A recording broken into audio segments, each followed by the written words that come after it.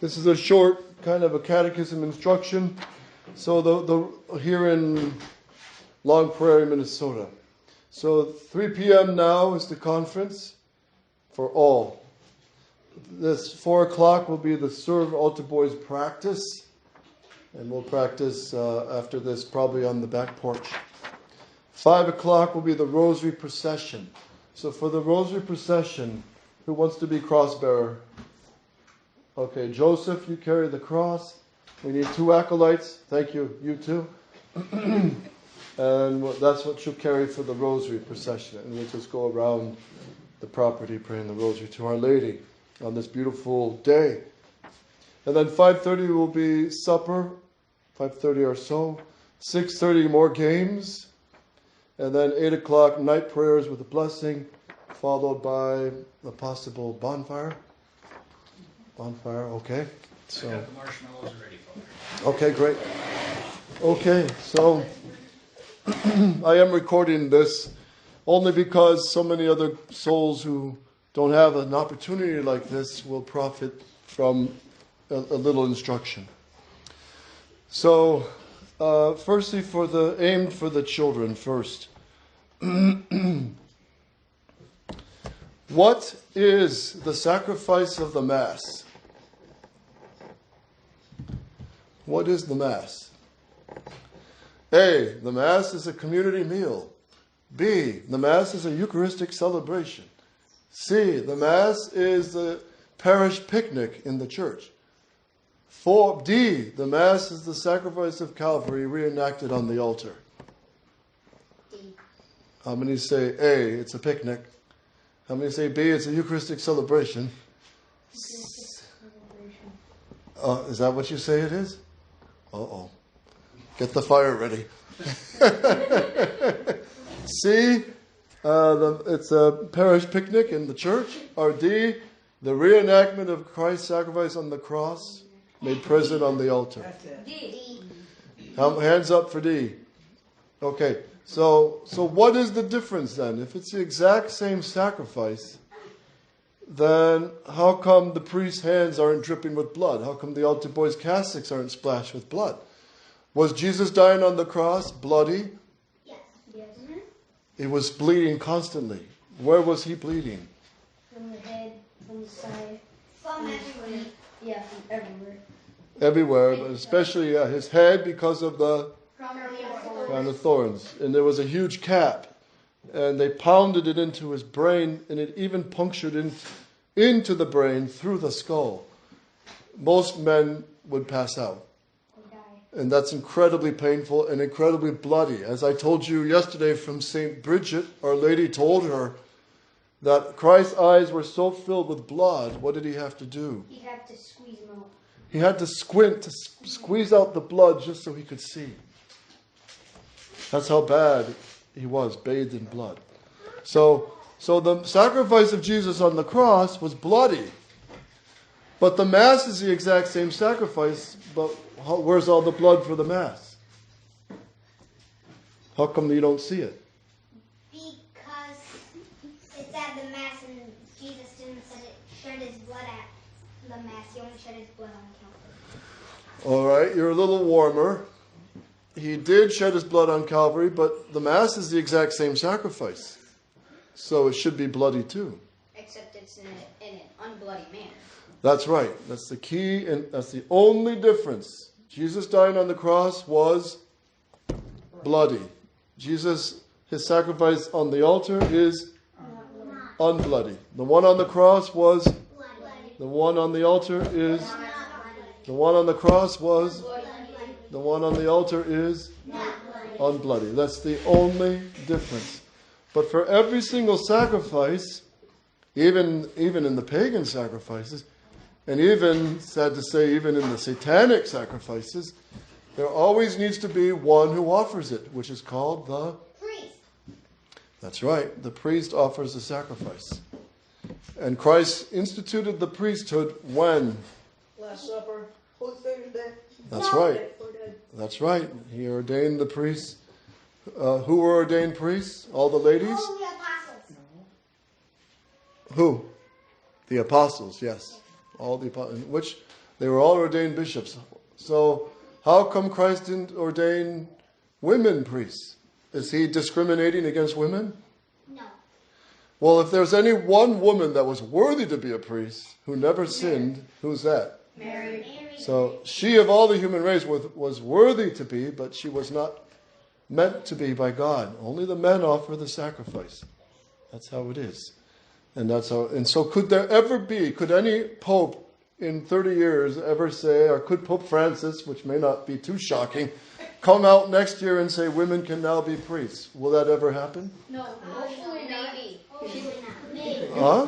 Maybe. Maybe. She could No, say it, but it ain't gonna happen. the Pope may say it, but he cannot change Christ's laws. Can a woman ever be made a priest? No. Can you ever use Coca-Cola to baptize a baby? No. No, it will never be valid. What about fresh, 100% organic milk? No.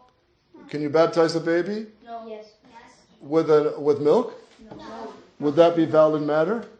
No. If you did that with the baby, would it be valid baptism? No. No, it has to be what? Water. Yeah. Holy water. Christ established water. So same thing, a woman, she cannot be a priest. It's just impossible. So what if in like certain situations when there isn't water? No water? Then, well, Christ chose water because water is about the most accessible thing you can find anywhere. But let's say you're in the desert and you can't find any water. Then you go to your truck, pull out the water in the radiator and use that. Saliva is made up mostly of water. That might pass, but normally water is pretty easy to find. Pretty easy to find. Okay? So, and then what is the Holy Eucharist? What is the Holy Eucharist? Body of Christ. Right? Okay, so it's the body, blood, soul, and divinity of, under the appearance of. That's right. So that's why we kneel down and adore Jesus in the Holy Eucharist. Right? And there's many, many true Eucharistic miracles that showed Christ is truly there. The famous one is the miracle of Lanciano, which was a priest in the 1300s who doubted the Holy Eucharist. And he said, well, I'm not sure if this really happens, because I don't see any difference in the host and the chalice. So he was really suffering doubts, and he was praying. And God heard his prayer, because one day at Mass, he said the words of the consecration, and what happened? He Blood like started flowing, no. and the he host like, turned into flesh, and the wine turned into real Yeah. blood. Yes, that's right. The host turned into real human flesh. And he couldn't believe it. Because normally at Mass, only the substance changes. What's the word from the Council of Trent to clarify this? Taste, weight, shape, color. and color. Okay. But the substance changes. That stands underneath all the accidents. This is a bit philosophical, but what's the term used by the Council of Trent? You have it in your catechism. Transubstantiation. What is it, John? Transubstantiation. Everyone say it. Transubstantiation. Trans, right? Transportation, transmigration. Trans means to change. Substantia means what stands under the accidents. What you see, there's the substance underneath every object. That's called substance. So transubstantiation means the change of substance. So the substance of bread and wine are changed, but the accidents, the appearances of bread and wine, stay. But the substance changes into the. Body, blood, soul, and divinity. Very good. Everyone, body, blood, soul, and divinity of Jesus Christ. That's the beauty and power of the Blessed Sacrament. And it really is the excess of the love of God. Now, where do we get the Holy Eucharist? Off Amazon.com? Can you order it from Walmart? No. Where do you get the Holy Eucharist? From chapel. From the chapel? Okay. Fine. Well, who draws God from heaven down to the altar? Priest. Priest. The priest. And what part of the Mass is the most important part of the Mass? Consecration. The consecration. The altar boys, you know, that's when you ring the bell, right? But at the consecration, the miracle of transubstantiation takes place. Jesus on the cross is made present again on the altar. And we adore him. His sacrifice is reenacted.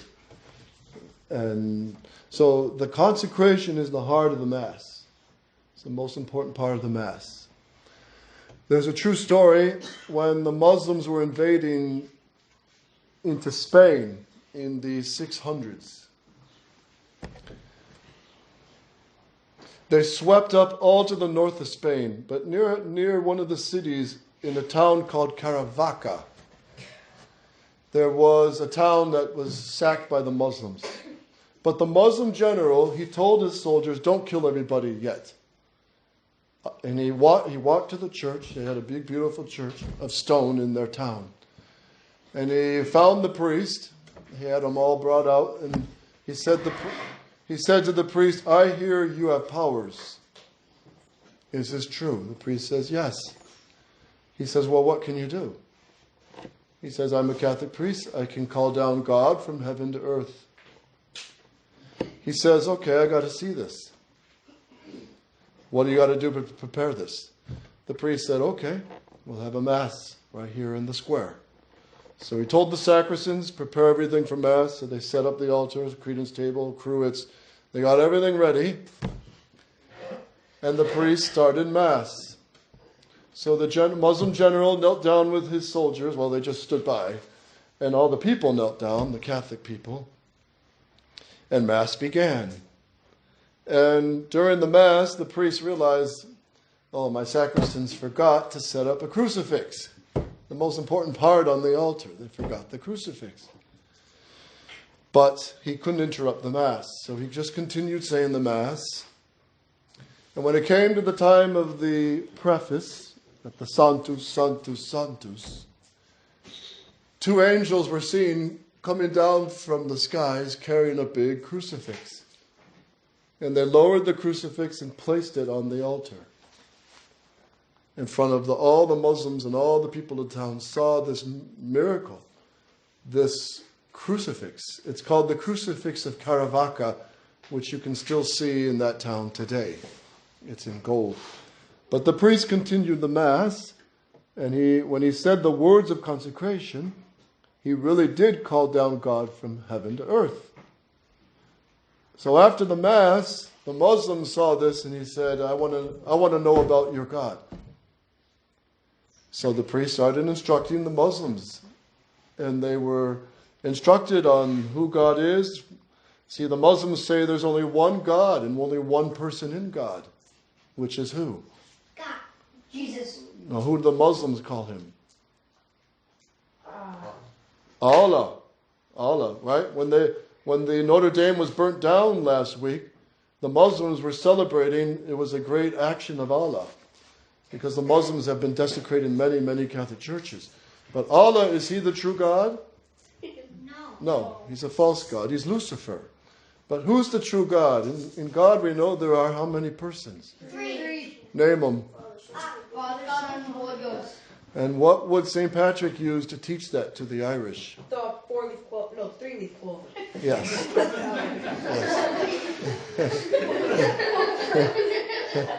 Yes, the 3-leaf clover. It's one leaf but 3 distinct leaves, right? One God but 3 distinct persons in God, right? So this Muslim took instructions. Some of his soldiers took instructions. They stayed in the town for the next week, and they actually were baptized. And for a Muslim to be baptized Catholic is a serious thing. Why? Because they believe a lot very well in their God. Well, okay, but it's a false God. But if you leave the Muslim religion, the other Muslims will do what? Kill you. They kill him. And that happened. That's another story. That's another martyr of a Catholic general, a Muslim who became Catholic and was killed by his own brother. His name was Saint Benedict Anziane. Yes. when Notre Dame burnt and it all collapsed down in there, right in the end was the crucifix. Was that divine or did it just... Yeah. Oh, not only the crucifix. Not only the crucifix, but the whole old altar, the main altar for the real Mass, was intact.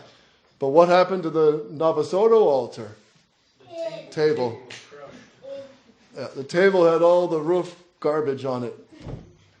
Yes, God spoke clearly through that. Okay, so that's just a little brush up on Catechism. Now, you youngsters should listen. You may not grasp everything now, but you got to listen.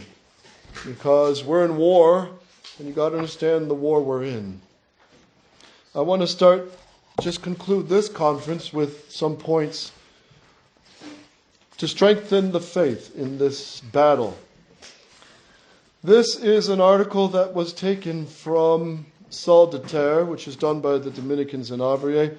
They do put out some very, very good articles. And in the past, they've put out some very dynamite articles.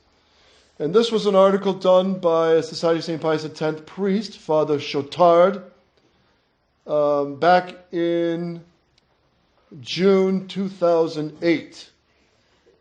It was published in the Chardonnay, number 238. And Father François-Marie Chotard. He wrote this article called The Critical Ministry of the Society. The Critical Ministry of the Society. So I'm going to read out some of the points here. So someone raised a question. Even if we have to work from the inside, can we not keep a respectful silence on the modern errors spread by the authorities in modernist Rome while preaching sound doctrine? So in other words, can't we make an agreement with modernist Rome and just be quiet about Vatican II and the new Mass, but keep the true Mass, teach about the saints and virtues? Won't that work? Why can't we just do that? You follow? And that's actually what the new Society of St. Pius X has done.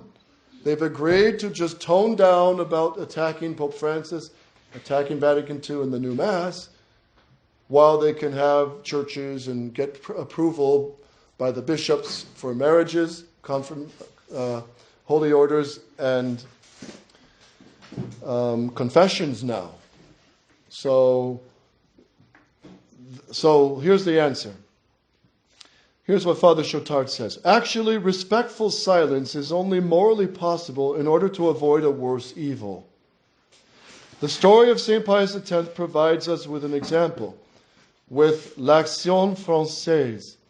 That was a movement in France which was not a Catholic movement, but it had mostly Catholics in it. And their goal was to restore the Catholic monarchy in France.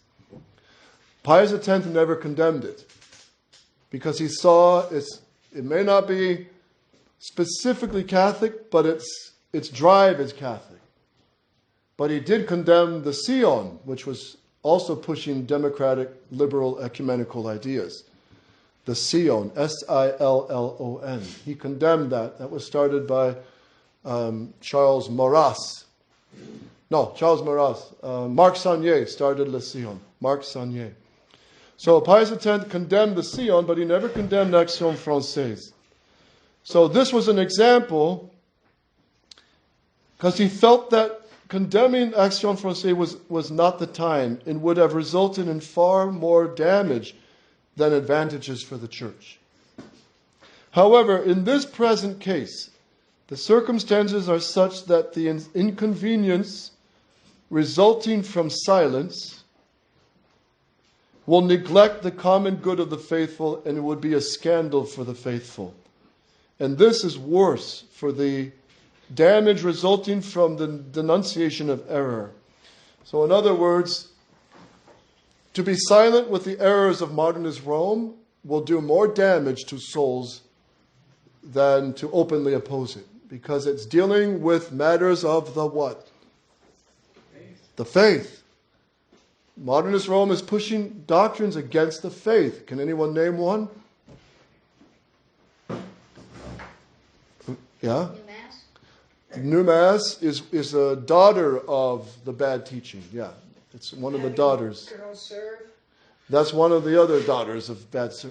But religious liberty, ecumenism, collegiality, liberalism, modernism, all these errors prevailed at Vatican II. So the answer lies in one word.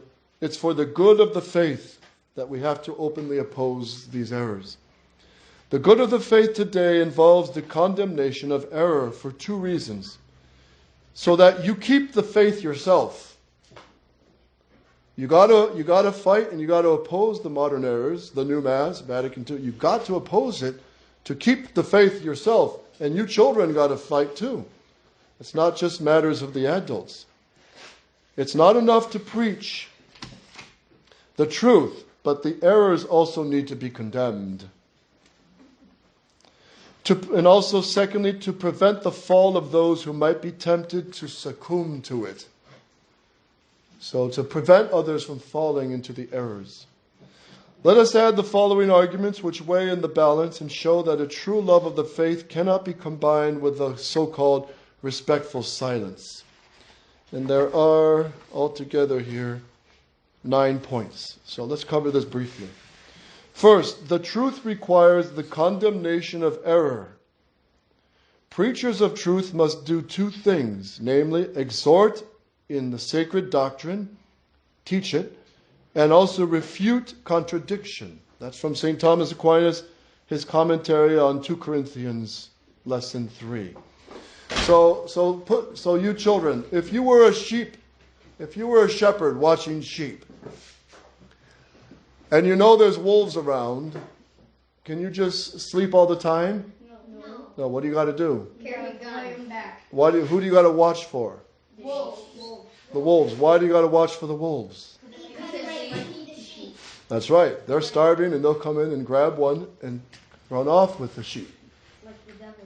Right? So the priests have to do two things. They got to teach the true doctrine, give the sheep good grass to eat, but also be ready to shoot down any wolves that come around. So there's a twofold thing. Second, the good of the faith postulates this public condemnation of error, even if the authority might fall. And here's from St. Thomas Aquinas, Summa Theologica Secunda Secundae, question 3, article 2, ad secundum. Here's what he says. In case of necessity, where the faith is in danger, anyone is bound to proclaim his faith, either to instruct or encourage the other faithful, or to repel the attacks of unbelievers. So, says St. Thomas, if the faith was endangered, superiors should be rebuked by inferiors, even in public. Hence, St. Paul, who was subject to St. Peter, rebuked him in public for this reason. St. Paul started getting too friendly with the Jews, St. Peter, the first pope, and St. Paul openly resisted him to the face. Was he being rude and disrespectful? No. Was that his duty? Yes. Yes, it was. Yes, it was. Yes, it was. So let's say Dad sleepwalks in the house. Let's just say your dad sleepwalks. And Dad's sleeping, but one night he goes and grabs all the donuts in the pantry. The next night he drinks a few of the beers but he's sleeping all the time. So there's no worry there, right?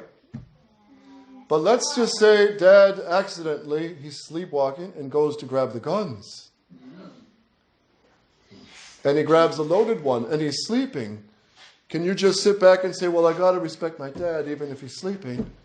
No. You got to do what? Wake him up. Wake him up or take the gun. Why? Because he might shoot something or someone. That's right. He might shoot the dog, and you don't want that to happen. So same with the Pope. Same with the Pope and the bad bishops who are teaching error. We got to say, hey, you don't have the right to teach this new Mass and push this new Mass. We have to disobey you, Holy Father, the Pope. He's still the Pope. He's just a bad Pope, and he needs to be opposed. That's the way it is. Are we being true sons to the Pope if we oppose him when he teaches error? Yes, we are. Because is the Pope does he have the right to change Christ's teaching? No. Does he have the right to change the Mass as he wants? No. No, he doesn't. The Pope himself takes a vow, an oath, at his coronation to teach and keep in line with all of Catholic tradition. He takes that oath, and these last popes have broken it. Third point, the truth is better evidenced by distinction from error and the condemnation of error. So by condemning the error, the truth is made more clear. Right? By pointing out the wolves, you know which one are the real sheep. Right? Yep. Fourth, the truth must not be hidden through fear of criticism. The truth must not be hidden through fear of criticism, which always exists, whatever happens. St. Gregory the Great says, Homily 7 on Ezekiel, it is better to cause scandal than to abandon the truth. Or as Father Wickens used to put it, better that scandal arise than the truth be silent. So if let's say you children are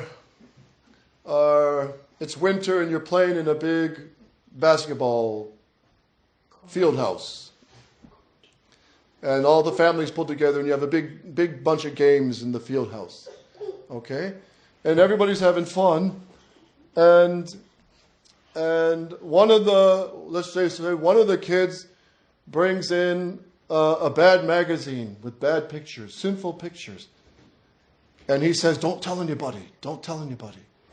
But you realize he's showing other kids.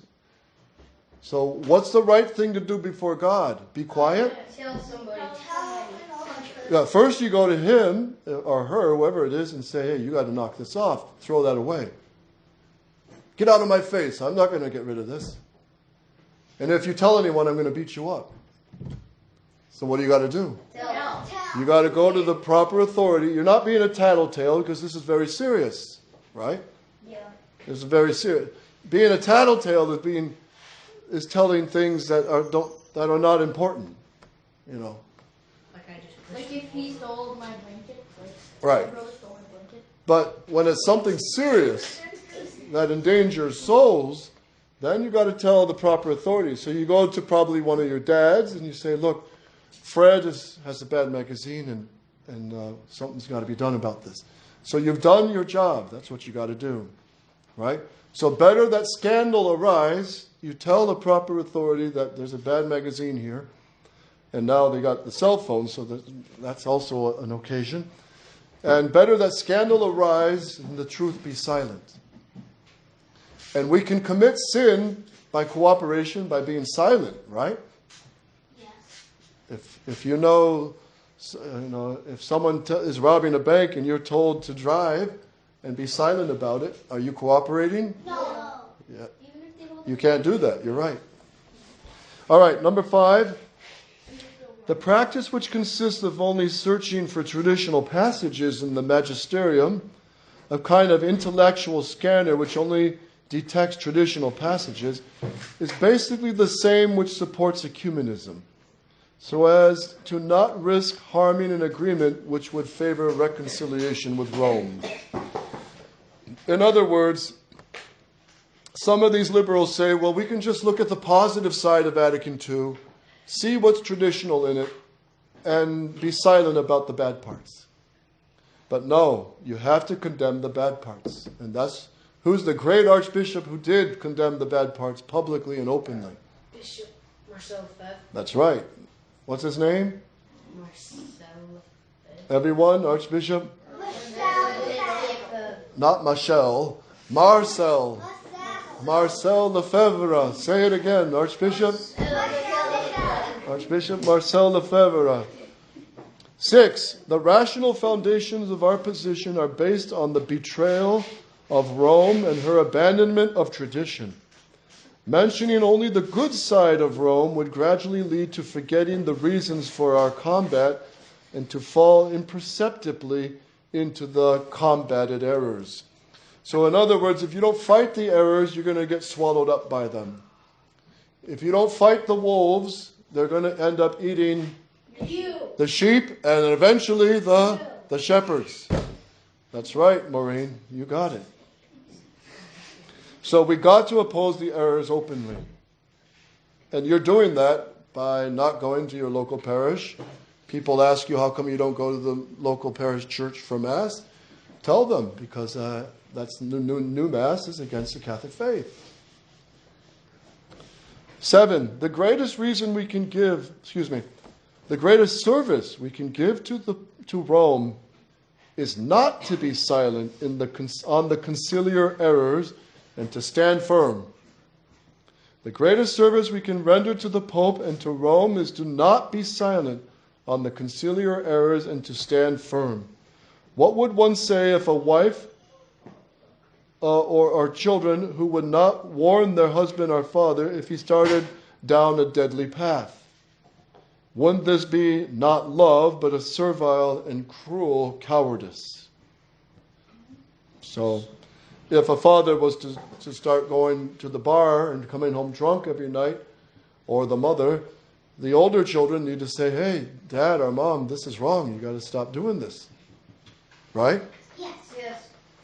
Number 8, this clarity of exposition, teaching the true Catholic faith and exposing the errors of Vatican II in the new Mass, this clarity of exposition and hence this condemnation of error is made more necessary because of the increased confusion in the Church and in particular in traditional circles.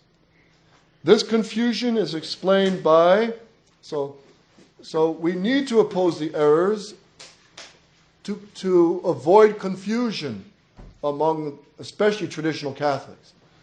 So we have to point out the new Mass is bad, stay away from it. Vatican II is bad, we can't go with it. The conciliar church is a schismatic church, and it's a man-made church, we got to oppose it. We have to do this to stay Catholic. In other words, we always got to fight.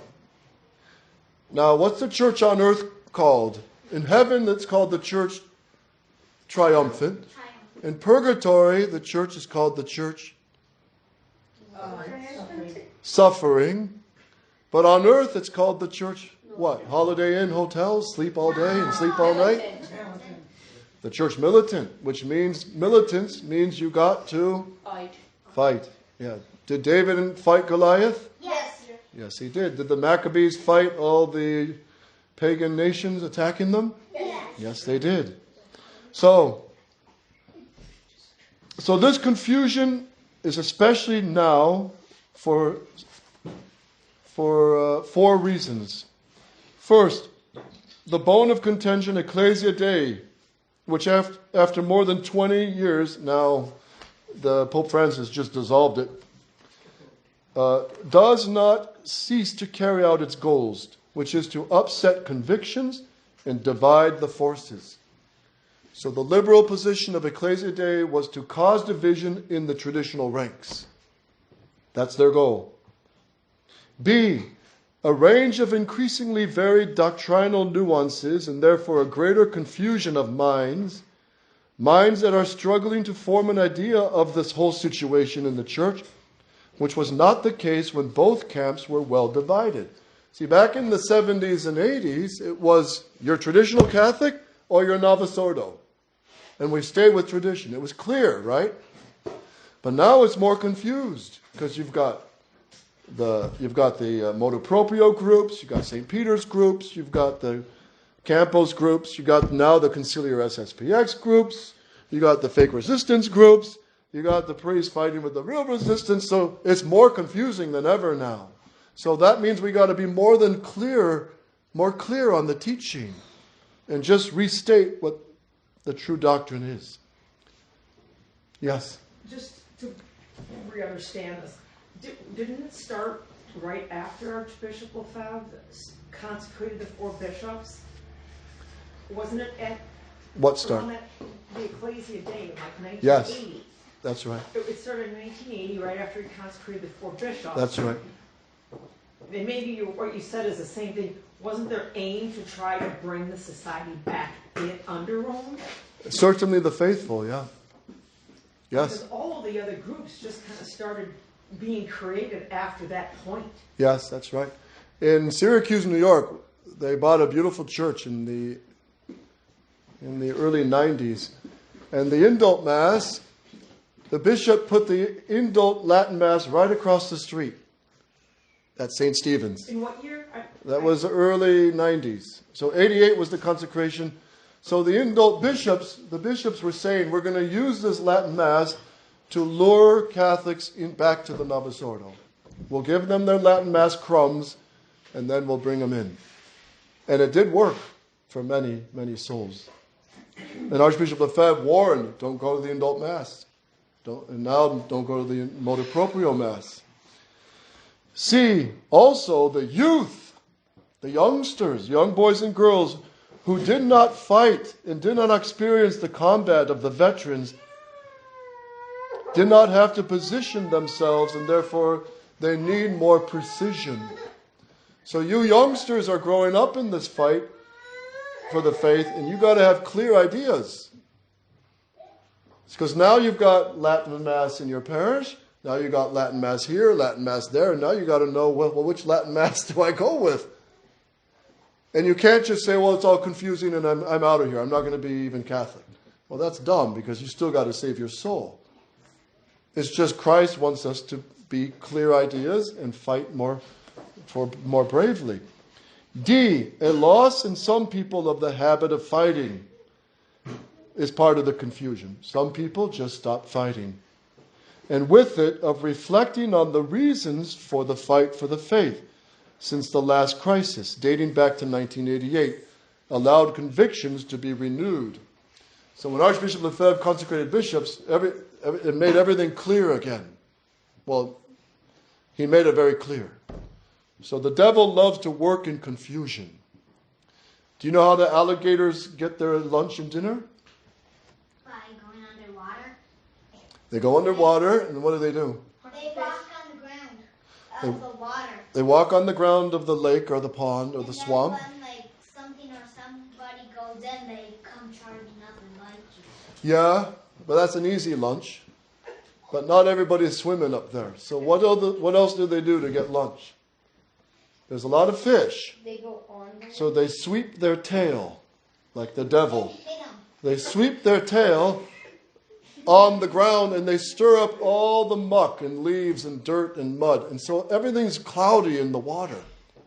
So the fish, they're lost. They start panicking, and the alligator opens his mouth. And on the inside lining of the alligator's mouth is white. So the fish start swimming to there thinking that's the light above, the light of the top of the water. But it's not. They see the whiteness of the mouth and chomp. The alligators get free lunch and dinner. They don't even have to drive through. They just sit there. But that's how the devil works. He stirs confusion. He stirs confusion among traditional Catholics about doctrine. Well, the new Mass is not so bad. New Mass can give grace. New Mass miracles. That's confusion. It's confusion. And poor souls get lost in this confusion. And the devil just chomps them. Right? So we got to beware of this. And then the last point. The last point. Mentioning only the good side of modernist Rome would lead first to believing that the crisis is reaching its end. Then in a short time, to not understanding the refusal of the authorities of the Society of St. Pius X in concluding an agreement with Rome, and thus diminishing the force of resistance. And many people are thinking this way now. Well, I got Latin Mass in my parish.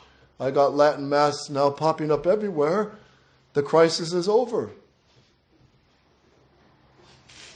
And that's not true. Because the real problem of Vatican II is that who is attacked? Who is attacked? Us Catholics. No. Our Lord Jesus Christ. That's who's attacked by Vatican II in the new Mass. So as traditional Catholics, we have to hold the line of Archbishop Lefebvre, which is we stay with Catholic tradition, the true Mass, true sacraments. We don't budge. And we don't make any agreements with modernist Rome until Rome proclaims Christ as King again. Until Rome proclaims Catholic tradition again. until Rome and the Pope consecrate Russia as Our Lady of Fatima did, and that's what she asked, to restore tradition. And until then, should we be making agreements with Rome and seeking concessions? No, but that's why we have to resist Bishop Fillet, and that's why we have to resist even some of the bishops of traditional circles, because they're teaching confusing doctrine on the new Mass, and new Mass gives grace, etc. So they conclude, that being said, on this critical study, it remains to be seen whether those who rally with Rome have at least kept their starting positions, which is not the case. So any groups that make an agreement with modernist Rome, they end up sliding with the modernist church. Okay, now let me just turn now to our captain in this battle, which is Archbishop who? Archbishop Marcel Lefebvre. Listen to this.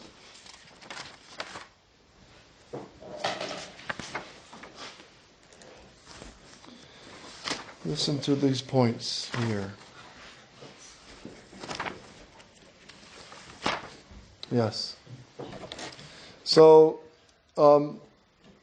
this is a study done by the Cistercians in France.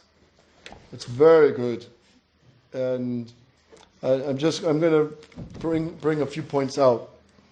When Archbishop Lefebvre signed the May 5th, 1988 protocol in May 5th, before the consecrations, he was being pressured by Father Duchelard, Father de la Roque, even Father Tissier de Maleret. They were telling him, sign the agreement, sign, like cheerleaders on the side of the field. Sign. And the Archbishop knew something was wrong, and he read the protocol, and there were some catch phrases in there which are ambiguous. And so he did sign, but that night, when he came before the Blessed Sacrament in Albano, Italy, about 40 minutes out of Rome, he knew, he put his head in his hands, and he couldn't sleep all night. He knew this was bad, to sign this protocol to the agreement with Rome. He knew it was bad. The next day, he retracted his signature. That's a fact of history. And that good thing he did, because when Campos, Brazil, there was a great team of priests under which bishop down there? Anybody remember his name? Bishop de Castro-Mayor, who was another great warrior who stood up with Archbishop Lefebvre in 1988 to consecrate bishops. But when Bishop de Castro-Mayor died in 1991, 1 month after Archbishop Lefebvre, later in 2003, the priests in Brazil made an agreement with modernist Rome, and that was their tying the noose. And they ended up falling to the new Mass, and now those priests say the new Mass and have altar girls and now give communion in the hand. So the lesson is you don't compromise anything against the faith, ever. So listen to this. But let us look at the declaration of the priests of Campos, January 18th, 2002, where they said, we recognize the validity of the Novus Ordo Mass. Now, Archbishop Lefebvre never said it was invalid, but he did say it was illegitimate. So, legitimate means it's good for souls. Valid means it strictly can be a valid sacrament, performing what it's meant to perform. But legitimate means it's good for souls. And the new Mass is illegitimate, he always called it, because it's bad for souls. Right? We recognize, said these priests in 2002 in Brazil, the validity of the Novus Ordo Mass whenever it is celebrated correctly and with the intention of offering the true sacrifice of the Holy Mass. So, although the wording is less clear than that of the protocol, the two are substantially the same. Now here is what Father Cotier, Cottier, who was future cardinal, the Pope's theologian of John Paul II, said about the declaration of the priests of Campos. Listen carefully to this. Listen carefully to this, because here's a wolf talking. Father Cotier is a wolf. He says this: many Lefebvrists, that's those with Archbishop Lefebvre, hold that our Pope Paul VI Mass would not be valid. Now this group, meaning Campos, Brazil, at least will no longer be able to think of something similar to this. Little by little, additional steps will have to be taken.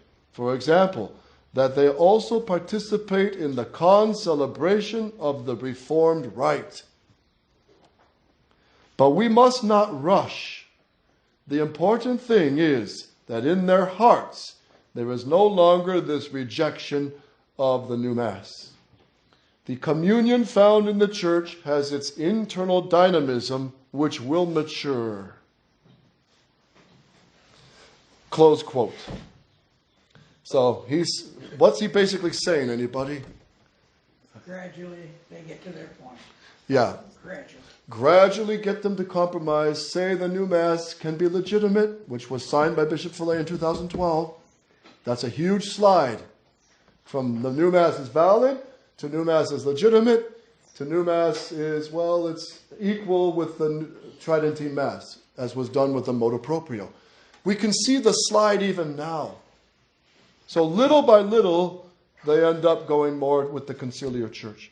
And Pope Benedict XVI said, we will get these traditional congregations, little by little, we will get them to abandon their rigid positions. And Bishop Fillet has bought into this. Little by little, we will make the agreement with Rome and come and be recognized by Rome. And it's already happening. The conciliar SSPX is now really an indult entity. That's what it is. And we can't step into that because it's a danger to the faith. Because modernist Rome still uncrowns Christ the King. And to seek agreement with modernist Rome, to seek recognition, to seek to get crumbs of canonical recognition, is to betray our Lord Jesus Christ. And that's where we can never go. And so I'll close with this.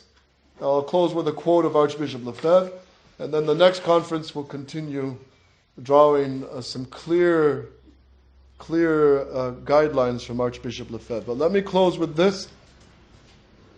Archbishop Lefebvre wrote to the Pope June 2nd in 1988.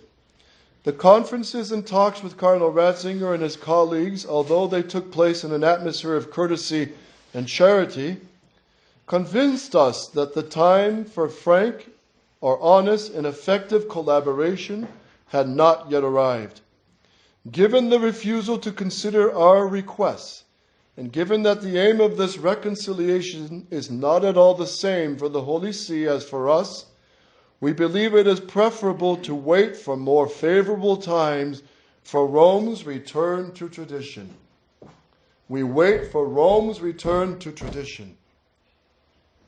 We will continue to pray that modern Rome, infested with modernism, will return to Catholic Rome and return to her 2,000-year-old tradition. Then the problem of reconciliation will have no more reason to exist, and the Church will find a new youth. So, what do we have to do now in this present crisis of the Church that's going more and more haywire? Fight until your last breath. Until Rome comes to Catholic tradition. When Rome professes the Catechism you're learning as children, when Rome defends and proclaims only this one Mass of the Latin Rite, the Tridentine Mass, when Rome proclaims the kingship of who? Christ the King. That's the real heart of the fight. And this is what a lot of traditional Catholics are losing sight of. Oh, it's all politics. Oh, it's all politics. It's all infighting. No.